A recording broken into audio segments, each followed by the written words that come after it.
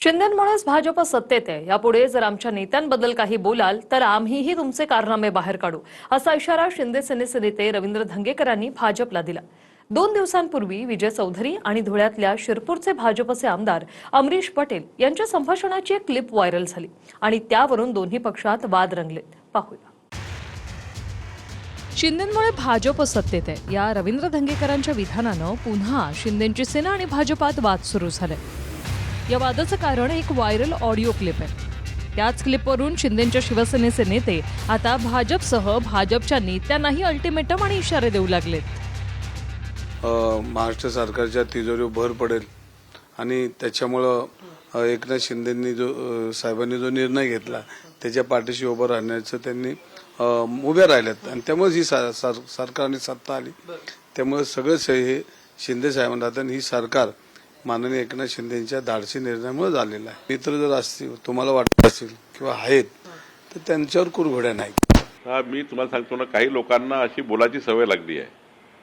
आमचा पक्ष हा मित्र पक्षांना सोबत घेऊन काम करणारा ह्या देशातला एकमेव पक्ष आहे। धनगेकरनी काँग्रेसचा पूर्व इतिहास तपासून घेतला पाहिजे। काँग्रेसचाच त्या ठिकाणी ब्लड आहे की त्यांच्यासोबत गेलेल्या व्यक्तीला खाऊन टाकतात, असं ब्लड काँग्रेस पार्टीचं आहे।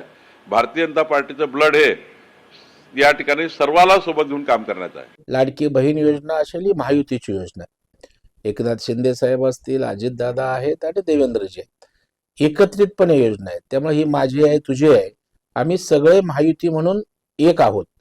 तर दादा त्या ठिकाणी अर्थमंत्री होते, दादानी बोलायचंय का मी पैसे दिले म्हणून योजना झाली। आज मुख्यमंत्री आहेत, दोन्ही उपमुख्यमंत्री आहेत, कुठल्याही योजना या सरकारच्या योजना असतात। परंतु एक आपण नाकारू शकत नाही की लोकसभेचं इलेक्शन झाल्यानंतर ज्या पद्धतीचं वातावरण महाराष्ट्रामध्ये होतं त्याला माझी लाडकी बहीण योजनेनं फार मोठी ताकद दिली। महिला भगिनींचा विश्वास महायुतीच्या सरकारवर आला आणि त्याच्यामुळं तिघांचं हे सांघिक यश आहे। संकल्पना माननीय एकनाथ शिंदे साहेबांची होती, एकनाथ शिंदे साहेबांनी त्याच्यामध्ये पुढाकार घेतला होता। त्या बावळट नोबिता नावाचं पात्र म्हणजे रवींद्र धंगेकर आहे। त्यांनी भारतीय जनता पार्टी, महायुती, एकनाथजी शिंदे यांना काही सांगू नये।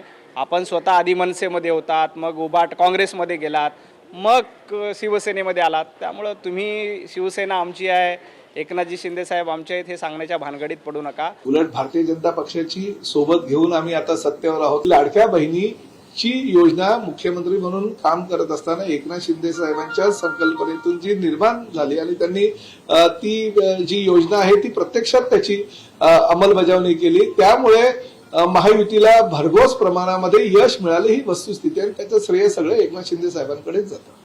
व्हायरल ऑडिओ क्लिप ही धुळ्यातील शिरपूरमधील भाजप आमदार अमरीश पटेल आणि भाजप पदाधिकारी विजय चौधरी यांच्यामधली।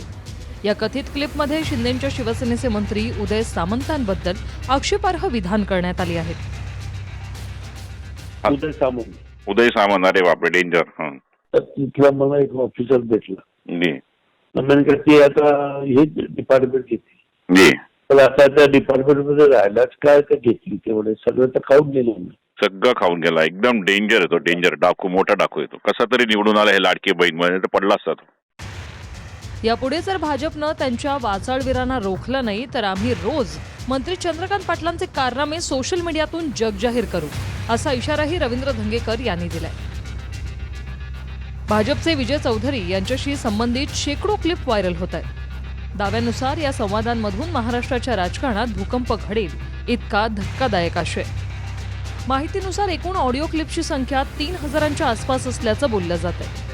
त्यातल्याच एका ऑडिओ क्लिपवरून शिंदेंची शिवसेना आणि भाजपात वाद रंगलाय। Bureau report, TV9 Marathi, Pune.